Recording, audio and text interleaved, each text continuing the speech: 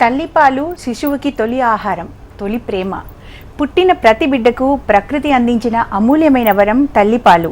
ఇవి శిశువు ఆరోగ్యవంతమైన ఎదుగుదలకు, రోగనిరోధక శక్తి పెంపొందించడానికి, అట్లాగే తల్లి బిడ్డల మధ్య అనుబంధాన్ని మరింత బలపరచడానికి ఎంతో కీలకమైనవి. సో ప్రతి సంవత్సరం ఆగస్టు నెల మొదటి వారం ప్రపంచవ్యాప్తంగా తల్లిపాల వారోత్సవాలు నిర్వహిస్తూ తల్లిపాల ప్రాముఖ్యతపై అవగాహన కల్పిస్తారు. సో ఈ సందర్భంగా హెచ్ఎంటీవీ అందిస్తున్న స్పెషల్ ప్రోగ్రామ్కి స్వాగతం. ఈ డిస్కషన్లో పాల్గొనడానికి కిమ్స్ హాస్పిటల్లో సీనియర్ గైనకాలజిస్ట్ డాక్టర్ వసుంధర గారు అండ్ బ్రెస్ట్ ఫీడింగ్ నిపుణులు డాక్టర్ అర్చనారెడ్డి మన స్టూడియోలో ఉన్నారు. సో నౌ అర్చనారెడ్డి ఉన్నారు and Vasundhara madam is on the way. So madam నమస్తే మ్యామ్. నమస్తే రచన గారు. చాలా వెళ్తుందా? ఓకే. ఎనీవే, తల్లిపాలు చాలా ఇంపార్టెంట్ అని చెప్తూ ఉంటాం కదా. మామూలుగా జనరల్గా అంటుంటారు తల్లి పాలు అనేవి బిడ్డకు ఒక టీకా లాంటివి, అంటే ఇమ్యూనైజేషన్గా పనిచేస్తాయి. టీకా ఎలా అయితే వర్క్ చేస్తుందో వ్యాక్సిన్, తల్లిపాలు తాగడం అనేది బిడ్డ రోగనిరోధక శక్తి పెంచడానికి పనిచేస్తుంది అంటారు. అది ఎట్లాగంటారు, కొంచెం వివరించండి. సో తల్లిపాలు టీకా అని అన్నారు కదా మీరు. It is first immunization. అంటే బిడ్డ పుట్టంగానే తల్లికి వచ్చే ఫస్ట్ పాలని కొలెస్ట్రాల్ అంటామండి. ఆ కొలెస్ట్రాల్లో చాలా ఇమ్యూనలాజికల్ ప్రాపర్టీస్ ఉంటాయి. అంటే మన ఇమ్యూనిటీని పెంచే చాలా యాంటీబాడీస్ కానీ ఎంజైమ్స్ కానీ ఇవన్నీ చాలా ఎక్కువ ఉంటాయి అన్నమాట. సో బిడ్డ పుట్టగానే మనం ఫస్ట్ 1 అవర్లో బేబీకి తల్లిపాలు తాగించాలి, గోల్డెన్ అవర్ ఫీడింగ్ అని అంటాం. ఆ టైంలో మన ఎన్విరాన్మెంట్కి బేబీ ఎక్స్పోజ్ అయిపోతుంది కదా, లోపలంతా ప్రొటెక్టివ్ నేచర్లో ఉండి బయటకు వచ్చేసరికి మన ఎన్వైరన్మెంట్కి బేబీ ఎక్స్పోజ్ అవుతుంది. ఆ ఎక్స్పోజ్ అయినప్పుడు బేబీకి డైరెక్ట్ విత్ ఇన్ 1 అవర్ బేబీకి మన మదర్ దగ్గర నుంచి తల్లిపాలు తాగిపించేసామనుకోండి, అప్పుడు ఆ యాంటీబాడీస్ అన్నీ బిడ్డకు వచ్చేసి మన ప్రొటెక్షన్ అనేది చాలా వస్తుంది. ఇంకొక విషయం ఏమంటే ఆ కొలెస్ట్రాల్ అనేది చాలా థిక్గా జిగురుగా ఉంటుంది. అది బేబీ డైజెస్టివ్ సిస్టమ్ని మొత్తం కోట్ చేసేసి డైజెషన్కి వీటన్నిటికీ చాలా హెల్ప్ అవుతుంది అనమాట. సో అందుకని అంటే ఎటువంటి సూక్ష్మ క్రిములు డైజెస్టివ్ సిస్టంలోకి ఎంటర్ అవ్వకుండా అది కోట్ చేసేస్తుంది. సో జీర్ణశక్తి పెంపొందిస్తుంది అండ్ ఇమ్యూనిటీని కూడా చాలా బాగా పెంచుతుంది అనమాట. అంటే ఒక రకంగా మనకి డైజెస్టివ్ సిస్టమ్ లోపల మ్యూకస్ లేయర్ ఉంటుంది. మ్యూకస్ లేయర్ మనకి ఇమ్యూనిటీకి పనిచేస్తుంది అంటారు కదా. ఎగ్జాక్ట్లీ. ఇది ఫస్ట్ లేయర్ ఇదే ఫామ్ అవుతుంది, కొలెస్ట్రామే. దాని తర్వాతనే మ్యూకస్ లేయర్. ఎందుకంటే బిడ్డకి కడుపులో ఉన్నప్పుడు ఏమైపోతుందంటే మొత్తం బొడ్డు ద్వారానే న్యూట్రిషన్ వెళ్తుంది. నోటి ద్వారా వెళ్ళే న్యూట్రిషన్ ఫస్ట్ కొలెస్ట్రామే అయింది అనుకోండి, అదంతా ఒక లేయర్గా ఫామ్ అయిపోతుంది. దాని తర్వాత బేబీకి ఏమన్నా సూక్ష్మక్రిములు లోపలికి వెళ్ళినా కూడా ఎటువంటి ప్రాబ్లం రాకుండా కాపాడుతుంది అనమాట. ఓకే. అట్లాగే మరి కొంతమందికి ఏమో తల్లిపాలు మాకు పాలు రావట్లేదు అని చెప్తూ ఉంటారు, కంప్లైంట్ చేస్తుంటారు. పాలు రావట్లేదు అందుకే బిడ్డకి ఇవ్వలేకపోయాము అంటారు. అంటే నిజంగా పాలు రాకపోవడం అనేది ఉంటుందా, లేదంటే వాళ్ళ భయం వల్లనో ఏదో అది ఒక అపోహన? లేకపోతే 80 to 90% ఆఫ్ మదర్స్కి అది అపోహ మాత్రమే. సో తల్లిపాలు ఎప్పుడైతే మనం ఇవ్వడం స్టార్ట్ చేస్తామో తల్లి నుంచి బిడ్డకి మంచిగా మిల్క్ ట్రాన్స్ఫర్ అవుతుంది అన్నప్పుడు పాలు తగ్గిపోవడం అనేది చాలా రేర్ ఇన్స్టెన్స్లో జరుగుతుంది అనమాట. అంటే మదర్కి చాలా స్ట్రెస్ అవ్వడము, నిద్ర లేకపోవడము, ఆర్ ఏదన్నా చాలా వైరల్ ఇన్ఫెక్షన్ లాంటిది, అంటే సివియర్ ఫీవర్ అది అలా రావడం వల్ల ఏమన్నా కొంచెం పాల ప్రొడక్షన్ తగ్గుతుండొచ్చు, కానీ అసలే రాకపోవడం అనేది ఉండదు. ఒకవేళ బిడ్డ మంచిగా నిండుగా రొమ్మును పట్టుకొని తాగుతుంది బేబీ అంటే మిల్క్ ప్రొడక్షన్ అంటే మిల్క్ ట్రాన్స్ఫర్ అనేది ప్రాపర్గా జరుగుతుంది. మిల్క్ ట్రాన్స్ఫర్ ఎప్పుడైతే బాగా జరుగుతుంది అంటే తల్లిపాలు ఖాళీ అవుతున్నా కొద్దీ మళ్ళీ ప్రొడక్షన్ పెరుగుతూనే ఉంటుంది తప్ప తగ్గడం అనేది చాలా తక్కువ టైమ్స్లో అవుతుంది. Okay. Actually when coming back to immunity kind of విషయం, చాలామందికి తల్లిపాలు కనుక ఎక్కువ రోజులు తాగిన వాళ్ళకి అలర్జీ, ఆస్తమా లాంటివి రావు అంటారు. అంటే అది అలర్జీస్ నుంచి బయటపడేసే విషయం? డెఫినెట్గా అవునండి, డెఫినెట్గా. ఎందుకంటే మనకు not only allergy, asthma, skin diseases, eczema లాంటి స్కిన్ డిసీజ్ కూడా తల్లిపాలు బాగా తాగిన పిల్లలకి, ఎక్స్క్లూజివ్ బ్రెస్ట్ ఫీడింగ్ చేసిన పిల్లలకి ఇవన్నీ రాకుండా, అంటే ఇప్పుడు రాని వాళ్ళకి వచ్చే అవకాశం ఏదైతే ఎక్కువ ఉంటుందో దానికన్నా తల్లిపాలు తాగే వాళ్ళకి వచ్చే అవకాశం చాలా తక్కువ. ఆస్తమా కానీ అండ్ కార్డియోవాస్కులర్ డిసీజెస్, జనరల్గా మనకి లైఫ్ స్టైల్ డిసీజెస్ అని అంటాం కదా, కార్డియోవాస్కులర్ డిసీజ్ కానివ్వండి, డయాబెటీస్ కానివ్వండి, ఇలాంటి డిసీజెస్ వచ్చే శాతం చాలా తక్కువ ఎవరైతే తల్లిపాలు తాగిన వాళ్ళు ఉంటారు. ఓకే, అంటే ఈ ఇమ్యూనిటీ అనేది దాదాపు లైఫ్ లాంగ్ క్యారీ అవుతుందా? ఎస్, లైఫ్ లాంగ్ క్యారీ అవుతుంది. నాట్ ఓన్లీ ఇమ్యూనిటీ, ఈ కార్డియాక్ అంటే లైఫ్ స్టైల్ డిసీజెస్ ఏవైతే వచ్చే శాతం ఏదైతే ఉందో అది కూడా యాక్చువల్లీ కొంచెం పర్సెంటేజ్, అంటే ఒక 10 to 15% తక్కువ ఉంటుంది నార్మల్ వాళ్ళకన్నా తల్లిపాలు తాగిన అడల్ట్హుడ్లో నేను మాట్లాడేది. చిన్నప్పుడు మనం తల్లిపాలు ఇస్తే అడల్ట్హుడ్లో, ఆ బేబీ అడల్ట్హుడ్లో ఇవన్నీ వచ్చే శాతం మనకు తగ్గిపోతుంది అనమాట. ఓకే, ఇంకొకటి ల్యాచింగ్ అనేది ఒకటి అంటూ ఉంటారు. ఆ ల్యాచింగ్ అనేది సరిగ్గా లేకపోవడం వల్ల అటు తల్లికి కానీ ఇటు బిడ్డకి కానీ సమస్యలు వచ్చే అవకాశం ఉంది అంటారు.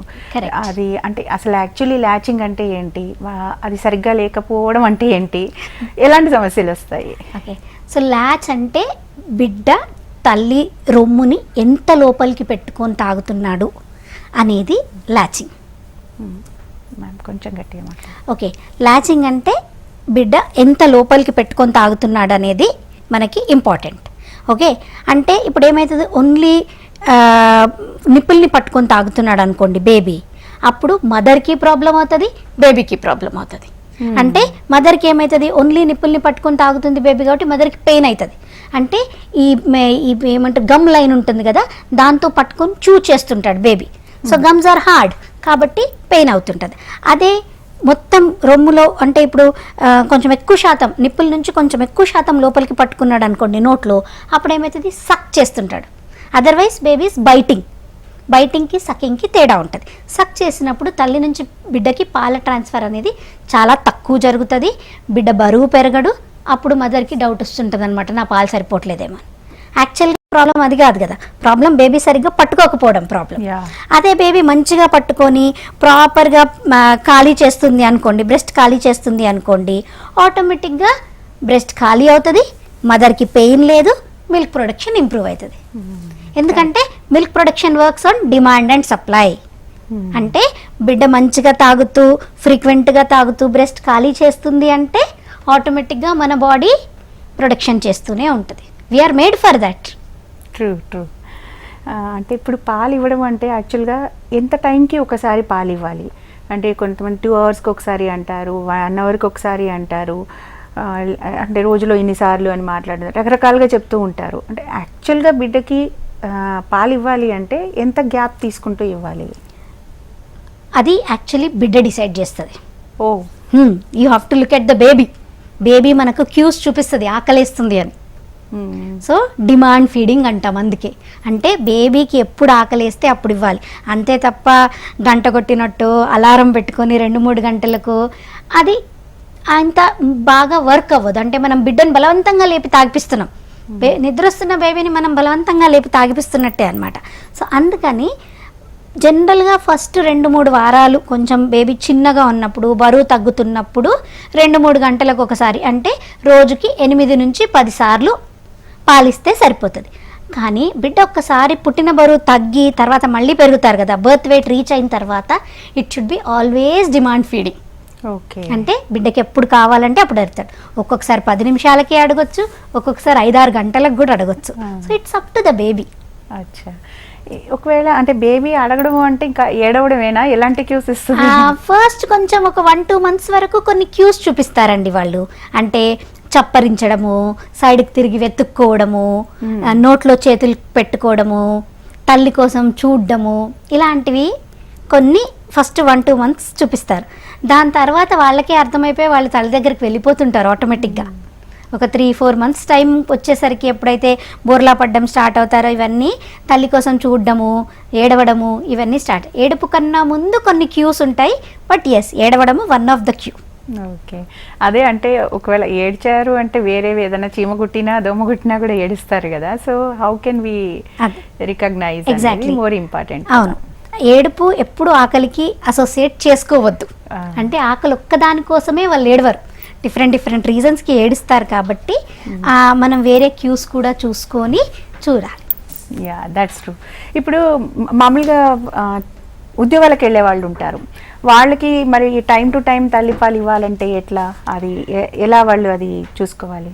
ఉద్యోగాలకు వెళ్ళే వాళ్ళకి జనరల్గా మామూలుగా 6 months తర్వాత వాళ్ళు ఎప్పుడైతే జాబ్ స్టార్ట్ చేస్తారో ఆర్ వాట్ ఎవర్ రీజన్స్, వాళ్ళకి పంపింగ్ ఆప్షన్స్ ఉంటాయండి. మనం బ్రెస్ట్ పంప్స్ యూస్ చేసుకుంటూ ఎంత డిస్టెన్స్ మదర్ నుంచి ఉంటున్నారు వాళ్ళు, అంటే ఎంత టైం డిస్టెన్స్ ఏదైతే మదర్ దూరంగా ఉంటుందో తల్లి బేబీ నుంచి, అలాంటి టైం ఫ్రీక్వెన్సీస్లో వాళ్ళు చూసుకుంటూ పంప్ చేయాలంటే, ఇప్పుడు ఫర్ సపోజ్ ఒక 8 hours జాబ్కి వెళ్తుంది మదర్, ట్రావెల్తో కలిపి 9 hours అవుతుంది అనుకోండి, ఆ మదర్ ఎవ్రీ 3 hours పంప్ చేసుకోవాలి. అంటే ఒక 2 to 3 times కంపల్సరీ ఆఫీస్లో ఉన్నప్పుడు పంప్ చేసుకొని స్టోర్ చేసుకొని తన ఇంటికి వెళ్ళేటప్పుడు అవి తీసుకెళ్ళొచ్చు. Okay ma'am. So doctor Vasundhara madam join అయ్యారు మనతో. నమస్తే మ్యామ్. మ్యామ్, అసలు మీరు ఎప్పుడు వస్తారా, ఎప్పుడు మిమ్మల్ని ఈ క్వశ్చన్ అడుగుదామని చూస్తున్నాను.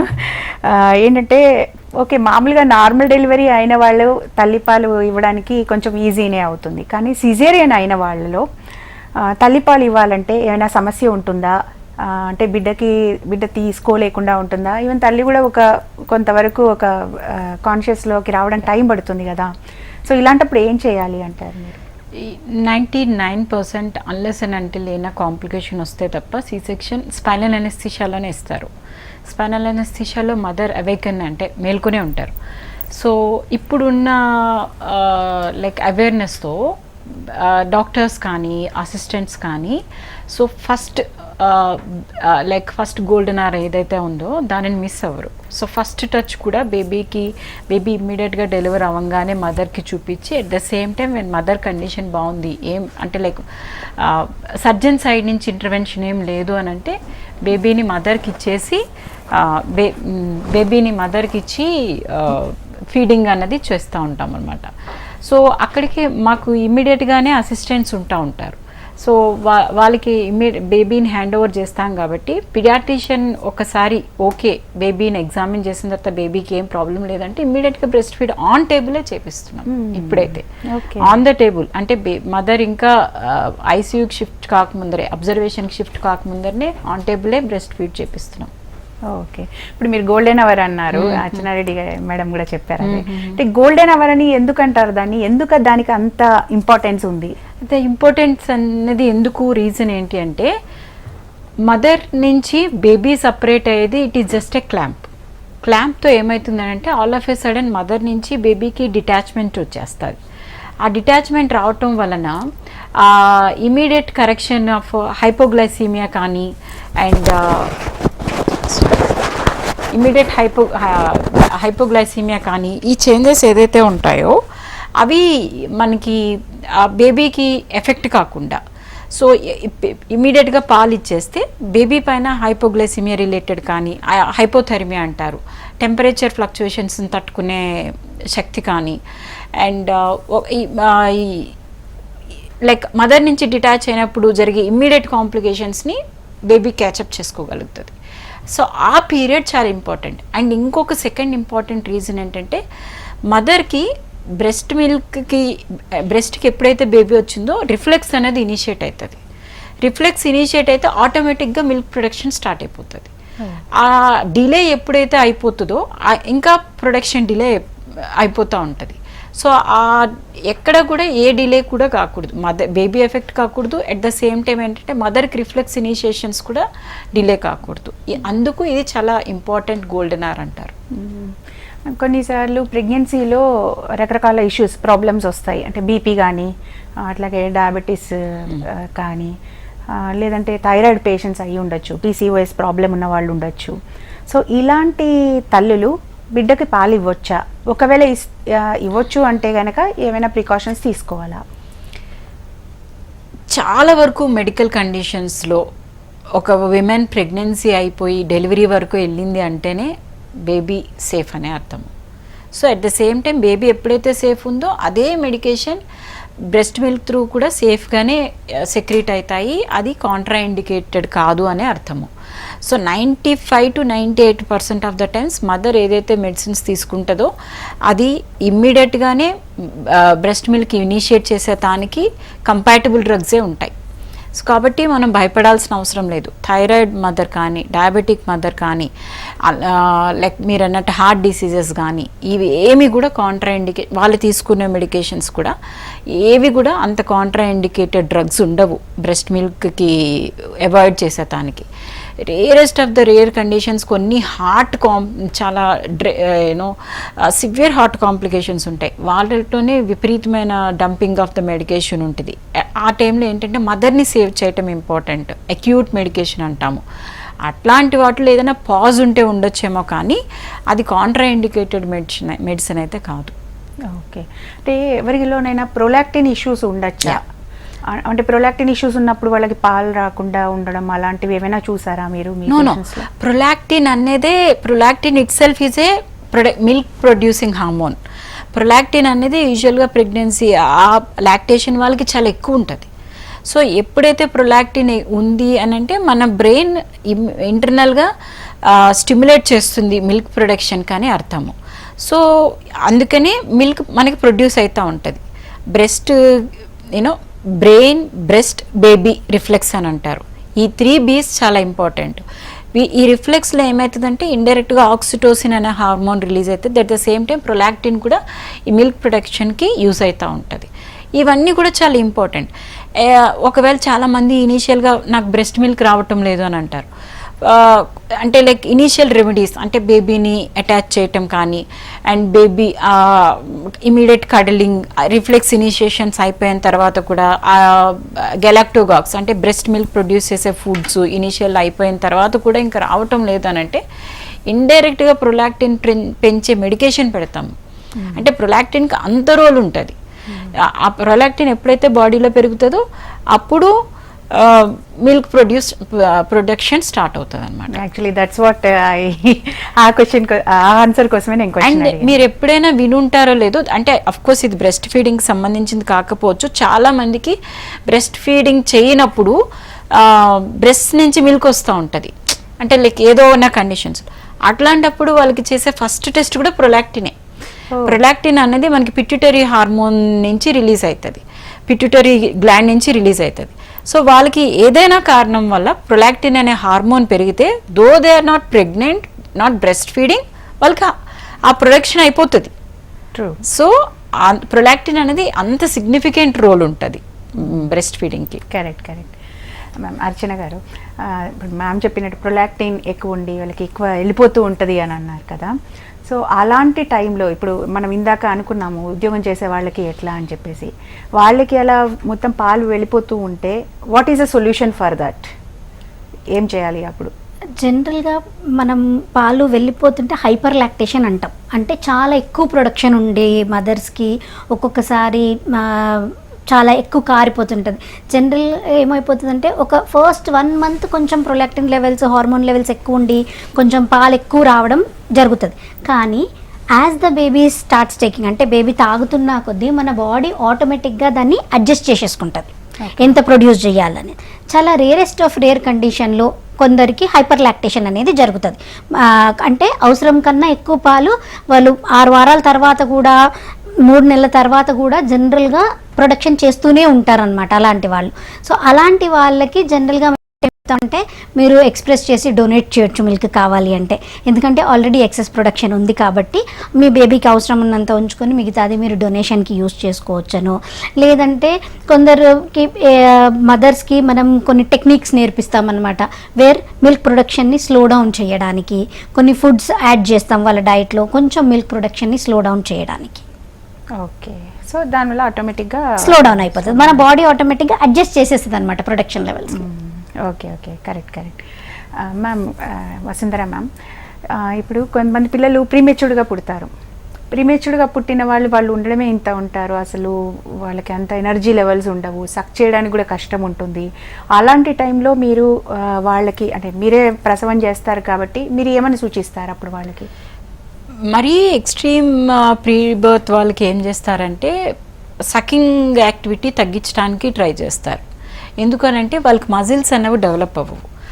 సక్షన్ ఎప్పుడు కూడా నెగిటివ్ ప్రెషర్తో అవుతూ ఉంటుంది. ఆ ప్రెషర్ క్రియేట్ చేయాలంటే మనకి చీక్ మజిల్స్ బాగా డెవలప్ అవ్వాలి. సో ఆ ఏజ్ వాళ్ళకి ఆ సక్కింగ్ రిఫ్లెక్స్ అనేది డెవలప్ అవ్వదు అండ్ మజిల్ కూడా డెవలప్ కాక అండ్ దట్టు ఈ యాక్టివిటీలోనే వాళ్ళ ఎనర్జీ వేస్ట్ అయితే వాళ్ళు అగ్రెసివ్ వెయిట్ లాస్ అయిపోతూ ఉంటారు. సో అట్లాంటి వాళ్ళకి ఏం చెప్తారని అంటే నియోనటాలజిస్ట్ ఈ ఎర్లీ ఏజెస్ చూసే వాళ్ళకి ఏం చెప్తారంటే ఎక్స్ప్రెస్డ్ బ్రెస్ట్ మిల్క్ ఇమ్మని చెప్తారు. మదర్ని మిల్క్ ఎక్స్ప్రెస్ చేసి ఆ మిల్క్నే బేబీకి ఇస్తారు. అప్పుడు కూడా బ్రెస్ట్ మిల్కే చాలా ఇంపార్టెంట్. అంత ఎర్లీగా పుట్టిన బేబీస్ ఎంత తొందరగా రికవర్ అవుతారు అన్నదానికి కూడా బ్రెస్ట్ మిల్కే చాలా బాగా హెల్ప్ చేస్తుంది. వాళ్ళకి ఎంత టాప్ ఫీడ్ పెట్టి ఎంత మెడికేషన్స్ పెట్టినా కానీ బ్రెస్ట్ మిల్క్కి ఈక్వలెంట్గా కూడా కావు అవి. సో వాళ్ళకి ఎప్పుడు కూడా నేచర్ ఎట్లా ఉంటుందంటే మనకి టర్మ్ అంటే 37 వీక్స్ ఆ 9 నెలలు నిండిన బేబీకి ఒక టైప్ ఆఫ్ మిల్క్ ప్రొడక్షన్ ఉంటుంది. అంటే టైలర్డ్ మేడ్ అనమాట అదంతా. At the same time preterm వాళ్ళకి అంటే నెలలు నిండకుండా పుట్టిన వాళ్ళకి మనకి నేచరే వాళ్ళకి తగ్గట్టుగా మిల్క్ ప్రొడక్షన్ ఇస్తూ ఉంటుంది. సో దట్ వాళ్ళు తొందరగా పికప్ అవుతారు, వెయిట్ పికప్ అవుతారు, నేచర్ని అడాప్ట్ అవుతారు అండ్ ఇన్ఫెక్షన్స్కి ఎక్కువ రెసిస్టెన్స్ ఉంటుంది. ఆ కండిషన్కి తగ్గట్టుగానే మిల్క్ ప్రొడక్షన్ ఉంటుంది. అదే ట్విన్స్ అనుకోండి, ట్విన్స్కి తగ్గట్టుగానే మదర్కి అంత సప్లై వస్తుంది. ఒక బేబీకి కావాల్సిన మిల్క్ అంటే లైక్ ఒక బేబీకి బర్త్ ఇస్తే ఆ బేబీకి తగ్గట్టుగా మిల్క్ వస్తుంది. ట్విన్స్కి బర్త్ ఇస్తే ట్విన్స్కి తగ్గట్టుగా మిల్క్ ప్రొడక్షన్ ఉంటుంది. ఇదంతా కూడా నేచర్ మనకి ఇన్హెరెంట్గానే చేసే సిస్టమ్ అడాప్టేషన్స్ అన్నమాట. కాబట్టి మనం చాలామంది ట్విన్స్ అయితే మళ్ళీ టాప్ ఫీడ్ పెట్టాలేమో, ప్రీటర్మ్ బర్త్ కాబట్టి చాలా తొందరగా బేబీ పికప్ అయిపోవటానికి టాప్ ఫీడ్ పెట్టాలేమో, ఇట్లాంటివి ఆలోచించాల్సిన అవసరం లేదు. ఇక్కడ నాకు వచ్చిన డౌట్ మ్యామ్, ఇప్పుడు బేబీ సక్ చేసిన కొద్దీ పాలు ప్రొడ్యూస్ అవుతాయని ఇందాక అర్చన మేడం కూడా చెప్పారు. అంటే ఇప్పుడు వాళ్ళు ప్రీమెచ్యూర్ వాళ్ళు సక్ చేయలేరు, సక్ చేయకుండా ఫస్ట్ ఇనిషియల్ గా పాలు ఎట్లా ప్రొడ్యూస్? 100% కరెక్ట్ మీరు అన్నది. సో బేబీకి బ్రెస్ట్ బేబీ బ్రెయిన్ రిఫ్లెక్స్ ఏదైతే ఉందో దాంట్లో బేబీ వచ్చేసి బ్రెస్ట్ని పట్టుకోవడం చాలా ఇంపార్టెంట్. అది రిఫ్లెక్స్ ఇనిషియేట్ చేస్తుంది బ్రెయిన్లో. కానీ ఈ పిల్లలకి ఆటోమేటిక్గానే మిల్క్ ప్రొడక్షన్ స్టార్ట్ అవుతుంది అంటారు నేచర్. ఇవి రీసెర్చ్ చేసిన ఎనాలిసిస్, ఇదంతా రెట్రోస్పెక్టివ్గా చేసింది. అట్ ద సేమ్ టైం మనం ఈ మదర్ ఎప్పుడు కూడా అమ్మో నా బేబీ ప్రీటర్మ్ బేబీ ఎట్లా వస్తుందో అని ఇంకా ఎక్కువ స్ట్రెస్ తీసుకుంటే మిల్క్ ప్రొడక్షన్ ఆగిపోయే ఛాన్స్ ఉంటుంది. కాకపోతే అందుకని ఏం చెప్తారంటే ఎప్పుడు కూడా బేబీ దగ్గరికి వెళ్ళి మార్నింగ్, ఆఫ్టర్నూన్, ఈవినింగ్ ఆ స్పెసిఫైడ్ టైమ్స్లో బేబీస్ని చూసేటానికి మదర్ని ఎలో చేస్తారు. ఇట్ డజంట్ మీన్ మదర్ వచ్చి ఆ బేబీకి ఏం చెయ్యరు, ట్రీట్మెంట్ చేయరు. అది మదర్కి స్ట్రెస్ ఫ్రీ ఎన్వైర్న్మెంట్ క్రియేట్ చేస్తుంది అనమాట. అంటే మదర్ స్ట్రాంగ్గా ఉంటారు, నా బేబీ బాగుంది అండ్ నా బేబీకి మంచిగా ట్రీట్మెంట్ అవుతుంది అని ఆ బేబీని చూస్తే తను స్ట్రెస్ ఫ్రీగా ఉంటారు. అట్ ద సేమ్ టైం బేబీని చూడటం వల్ల తనకు ఆటోమేటిక్గా కూడా రిఫ్లెక్స్ వస్తుంది. సో ఆ కంటిన్యూటీ దెబ్బ తినకుండానే మెయింటైన్ చేసేదానికి మదర్ని ఇంకా ఫ్రీక్వెంట్గా ఎలో చేస్తారు ఎన్ఐసీలో. NIC is very very strictly restricted area. అసలు ఎవరిని ఎలో చేయరు, ఎందుకంటే వాళ్ళు చాలా ప్రీటర్మ్ ఎర్లీ చిన్న బేబీస్, ప్రీటర్మ్ అవన్నీ కానీ టర్మ్ అయినా కానీ వాళ్ళు చాలా ససెప్టబుల్ టు ఇన్ఫెక్షన్స్. అట్లాంటిది నేనటల్ ఇంకా ప్రీటర్మ్ బేబీస్కి మదర్స్ని ఇంకా ఎంట్రీ ఎక్కువ ఉంటుంది. కాకపోతే విత్ ప్రాపర్ ప్రికాషన్స్ చేస్తారు. ఇదంతా కూడా ఈ రిఫ్లెక్స్ మెయింటెనెన్స్ కోసమే. ఓ నైస్. ఇందాక మనం మాట్లాడుకున్నాం అదే ఉద్యోగులు ఎలా అంటే జాబ్ చేసే వాళ్ళు ఎలా ఇస్తారు అని. దానికి నేను కూడా విన్నాను బ్రెస్ట్ పంప్స్ అనేవి ఉంటాయి కదా, ఎలా చేయాలి అంటే బ్రెస్ట్ పంప్లో ఎలా వాళ్ళు చేసి ఇప్పుడు 6 నెలలు మినిమం ఇవ్వాలి కదా. సో ఆ 6 months ఏమి ఉద్యోగానికి సెలవు ఇవ్వమంటే అందరికీ అది వీలు కాకపోవచ్చు కదా. అంటే ఆ పంప్లో పంపింగ్ ఎలా చేయాలి, చేసిన వాటిని ఎలా నిల్వ చేయాలి, ఈ 2 పాయింట్స్. ఓకే, సో పంపింగ్ అనేవి మీకు డిఫరెంట్ ఎక్విప్మెంట్స్ దొరుకుతాయండి. అంటే ఎలక్ట్రిక్ పంప్ ఉంటుంది, మాన్యువల్ పంప్ ఉంటుంది, హాస్పిటల్ గ్రేడ్ ఎలక్ట్రిక్ పంప్ ఉంటుంది. సో డిపెండింగ్ అపాన్ వాళ్ళ యూసేజ్ని బట్టి, అంటే ఎన్ని రోజులు యూజ్ చేస్తారనే దాన్ని బట్టి వాళ్ళు సెలెక్ట్ చేసుకోవచ్చు. సో ఏదైతే మనం పంప్ ఏదైతే తీసుకుంటారో అది వాళ్ళ సైజ్ ఆఫ్ ద నిప్పుల్కి కరెక్ట్గా సైజ్ ఫిట్ అయి ఉండాలి. అలాంటప్పుడే మనకి మిల్క్ ఎక్స్ట్రాక్షన్ అనేది ప్రాపర్గా జరుగుతుంది. అంటే పంప్ చేసినప్పుడు ఎక్కువ పాలు తీయగలుగుతారు వాళ్ళు. అదే పంప్ ఫిట్టింగ్ సరిగ్గా లేదు అనుకోండి, డెఫినెట్గా మిల్క్ ప్రొడక్షన్ అనేది అంటే పాలున్నా కూడా పంపు తీయలేకపోతుంది అనమాట. అదొక ఇంపార్టెంట్ పాయింట్. అంటే కరెక్ట్ పంప్ సెలెక్ట్ చేసుకోవడం చాలా important point. Second important point frequency of pumping. అంటే వాళ్ళు బిడ్డ నుంచి ఎన్ని అవర్స్ అయితే దూరంగా ఉంటున్నారో అంత ఎక్కువ సార్లు వాళ్ళు పంప్ చేయాల్సి వస్తుంది. అంటే ఇప్పుడు 9 hours దూరంగా ఉన్నారనుకోండి, ఒక 3 times కంపల్సరీగా పంప్ చెయ్యాలి వాళ్ళు. అలా పంప్ చేస్తేనే మిల్క్ ప్రొడక్షన్ సస్టైన్ అవుతుంది అండ్ వాళ్ళ బేబీకి తల్లిపాలు మాత్రమే ఇవ్వగలుగుతారు. అండ్ థర్డ్ పాయింట్ వచ్చేసి స్టోరేజ్. ఎలాగా మనం రెగ్యులర్ రూమ్ టెంపరేచర్ అంటే ఒక 25 to 30 degrees రూమ్ టెంపరేచర్లో మనం ఉంటున్నాము అంటే ఆ రూమ్ టెంపరేచర్లో మనం 4 to 6 hours పెట్టుకోవచ్చు. ఫ్రిడ్జ్లో పెట్టుకున్నామంటే మనం 2 days వరకు కూడా యూజ్ చేసుకోవచ్చు. లేదు ఫ్రిడ్జ్ ఫెసిలిటీ లేదు, నేను వర్క్ చేసే దగ్గర నాకు ఫ్రిడ్జ్ ఫెసిలిటీ లేదు అనుకోండి, మీరు ఇంటి నుంచే సింపుల్ ఐస్ ప్యాక్స్, మనం ఫ్రీజర్లో పెట్టుకున్న ఐస్ ప్యాక్స్ని ఒక బ్యాగ్లో పెట్టుకొని ఆ ఐస్ ప్యాక్స్ చుట్టూ పెట్టుకొని మన స్టెరైల్ కంటైనర్స్ అంటే మనం పంప్ చేసిన స్టెరైల్ కంటైనర్స్ ఆ ఐస్ ప్యాక్లో పెట్టుకున్నా కూడా మనకు ఒక 8 hours దాకా మనం ఉంచవచ్చు ఆ పాలని. అవి తీసుకొచ్చి మళ్ళీ మీరు రెగ్యులర్ ఫ్రిడ్జ్లో స్టోర్ చేసుకోవచ్చు. అండ్ కొందరు మదర్స్ అయితే ఈ మధ్య కాలంలో ఫ్రీజ్ చేసుకుంటున్నారు. అంటే ముందే జాబ్ జాయిన్ అవ్వడానికి ముందే ప్లాన్ చేసుకొని కొన్ని పాలు ఎమర్జెన్సీకి వర్క్ అవుతాయని కొన్ని పాలు బ్రెస్ట్ మిల్క్ స్టోరేజ్ బ్యాగ్స్లలో అలా స్టెరైల్ కంటైనర్స్ దొరుకుతాయి, వాటిలో పెట్టి ఫ్రీజ్ చేస్తాం. అలాంటివి మనం టెంపరేచర్ మెయింటెనెన్స్ బట్టి 3 to 6 months వరకు కూడా స్టోర్ చేసుకోవచ్చు. Okay, nice. Ma'am Vasundhara ma'am, ఇప్పుడు మనం ఎవరికైనా తల్లి పాలు ఇచ్చేటప్పుడు బాలింతగా ఉన్నప్పుడు ఏవైనా ఇన్ఫెక్షన్స్ వచ్చాయనుకోండి, పెద్ద ఇన్ఫెక్షన్స్ కావచ్చు, నార్మల్ జలుబు లాంటివైనా కావచ్చు, అలాంటప్పుడు ఏమైనా తల్లిపాలు కొద్ది రోజులు ఆపేయడం అట్లాంటిది ఏమైనా చేయాలా, లేకపోతే కంటిన్యూ చేయొచ్చా మెడిసిన్స్ వాడుతూ కూడా? మదర్కి యూజువల్గా ఇంకా గట్టిగా చెప్పాలి అని అంటే వెన్ఎవర్ మదర్ ఈజ్ సిక్, అప్పుడు బేబీకి ఫస్ట్ వచ్చే క్వశ్చన్ ఏంటి అని అంటే ఇన్ కేస్ బేబీ ఏమైనా జ్వరంగా ఉంది, బేబీకి ఏదైనా మోషన్స్ అవుతున్నాయి అంటే ఫస్ట్ క్వశ్చన్ మదర్ని ఏం తిన్నావు, నువ్వేం తిన్నావు, అదే క్వశ్చన్ అడుగుతారు. సో అందరూ ఏమనుకుంటారంటే బేబీకి ఏదైతే ఇన్ఫెక్షన్ వస్తుందో అదంతా త్రూ మెటర్నల్ మిల్క్ త్రూనే వస్తుందని అనుకుంటారు. సో అది 0% అనమాట అందులో ట్రూత్ అనేది. That is complete miss. At the same time ఏంటంటే మదర్కి వచ్చే ఇన్ఫెక్షన్స్ ఏదైతే ఉన్నాయో అది బేబీకి ట్రాన్స్ఫర్ అయిపోతాయి అని అనుకుంటారు. అది కూడా రాంగే. కాకపోతే రెండో రీజన్ ఏంటంటే మదర్కి బేబీ చాలా క్లోజ్ ప్రాక్సిమిటీతో ఉంటుంది. సో బ్రెస్ట్ మిల్క్ ఇట్లా బేబీకి ఇట్లా ఇచ్చేటప్పుడు మదర్ ఆబ్వియస్గా బేబీని చూస్తారు. సో డైరెక్ట్గా నేజల్ టు నేజల్ ట్రాన్స్మిషన్ ఉంటుంది. సో అది డైరెక్ట్ ట్రాన్స్మిషన్ కానీ అది బ్రెస్ట్ మిల్క్ ట్రాన్స్మిషన్ కాదు. సో ఇట్లాంటప్పుడు కొంచెం ప్రికాషన్స్ తీసుకోవాలి.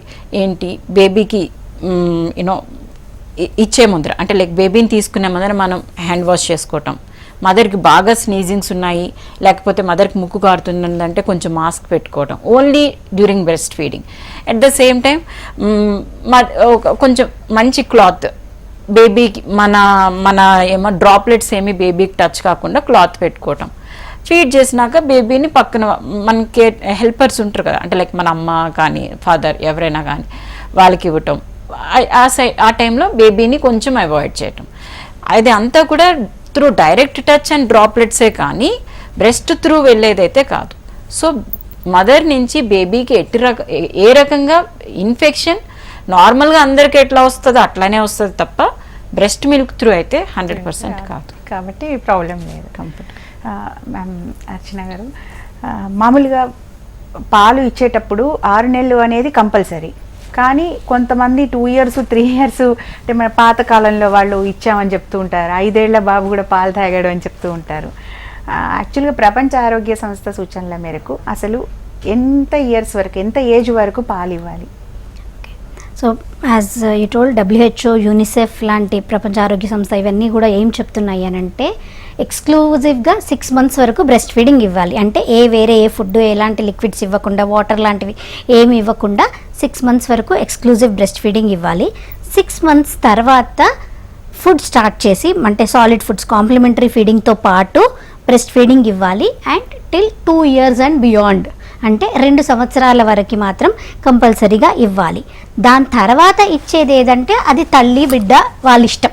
ఆ తర్వాత కూడా బేబీ తాగుతున్నాడు, వీనింగ్ చెయ్యలేదు మదర్ అంటే it is up to the mother and baby. కానీ 2 years వరకు మాత్రం కంపల్సరీగా న్యూట్రిషన్ అనుకోండి, ఇమ్యూనిటీ అనుకోండి, ఆర్ హార్మోన్స్, ఎంజైమ్స్ ఏవైతే తల్లి నుంచి బేబీకి పాస్ అవుతాయో అవన్నీ 2 years వరకు మాత్రం కంపల్సరీగా చాలా ఇంపార్టెంట్ బేబీస్కి ఇవ్వడం. ఓకే, మామూలుగా బాలింతగా ఉన్నప్పుడు మీరు ఇంకేమైనా సజెషన్స్ చెప్తారా మ్యామ్ వసుంధర మ్యామ్? అంటే ఇలా ఉంటే బేబీకి ఇంకా మంచిది, మీరు అంటే బాలింతగా ఉన్నప్పుడు ఇంకా వీళ్ళకి కూడా వేరే ప్రాబ్లమ్స్ వస్తూ ఉంటాయి, మీరు చెప్పే యూజువల్గా ఈ మధ్య కాలంలో అయితే ఈ పోస్ట్ పార్టమ్ డిప్రెషన్ అనేది చాలా ఇంపార్టెంట్ ఫ్యాక్టర్. విపరీతంగా ఇన్సిడెంట్స్ కూడా అంతే పెరిగింది. ఎందుకు మెయిన్ ఇంపార్టెంట్గా దాన్ని ఎవాల్యుయేషన్లో రీసెర్చ్లో ఇప్పుడు తెలుస్తున్నది ఏంటి అని అంటే, మనకు అప్పటి వరకు కంప్లీట్గా మన బ్రెయిన్ ఆక్యుపై అయి ఉంటుంది. ఆల్ ఆఫ్ ఏ సడన్ డెలివరీతో అదంతా వ్యాక్యూమ్ అయిపోతుంది. సో విల్ బి ఎక్కువ బేబీతో పాటే ఉంటాం, మనకి అదర్ యావిగేషన్స్ కానీ వర్క్స్ కానీ ఉండవు. సో మన బ్రెయిన్ అంతా కూడా డిఫరెంట్ డీవియేషన్స్కి వెళ్తూ ఉంటుంది. 2 సడన్ హార్మోనల్ ఫ్లక్చువేషన్స్ ఉంటాయి. వీటన్నిటి వల్ల పోస్ట్ పార్టమ్ డిప్రెషన్ చేంజెస్ అన్నీ వస్తాయి. ఆ టైంలో బేబీని అవాయిడ్ చేయటం కానీ, బేబీని పట్టించుకోకపోవటం కానీ, ఇట్లాంటి కండిషన్స్ అన్నీ ఉంటున్నాయి. కాబట్టి ఏం చెప్తామంటే, టేక్ హెల్ప్ ఫ్రమ్ అదర్స్. మన ఫ్యామిలీ మెంబర్స్ కానీ, మన పార్ట్నర్స్ కానీ, వీళ్ళందరూ కూడా మనకి సపోర్టివ్గా ఉంటే మనం రికవరీ అయ్యేదానికి చాలా ఫాస్ట్గా హెల్ప్ అవుతుంది. అట్ ద సేమ్ టైం బేబీకి డిటాచ్మెంట్ అన్నది ఉండదు. సో మదర్ ఎంత లెవెల్స్కి వెళ్ళిపోతున్నారంటే, we have seen so many extremities. ఆ బ్రెస్ట్ మిల్క్ అవి తప్పి, ఆ డిప్రెషన్ అవి తప్పి. సో నేనేమంటే ఇవన్నీ క్రాస్ చేసేదానికి maintain a healthy relations, maintain a healthy life style at home, so that మనం హెల్దీగా ఉంటాము, మనం మెంటల్గా ప్రిపేర్ అయి ఉంటాం బేబీని యాక్సెప్ట్ చేసేదానికి. బేబీకి న్యూనేటల్గా ఏ రకమైన డిస్టర్బెన్స్ ఉండదు. Okay, thank you ma'am, thank you so much. And ఇది ఇవాల్టి స్పెషల్ ప్రోగ్రామ్. తల్లిపాల వారోత్సవాల సందర్భంగా హెచ్ఎం టీవీ అందిస్తున్న స్పెషల్ ప్రోగ్రామ్.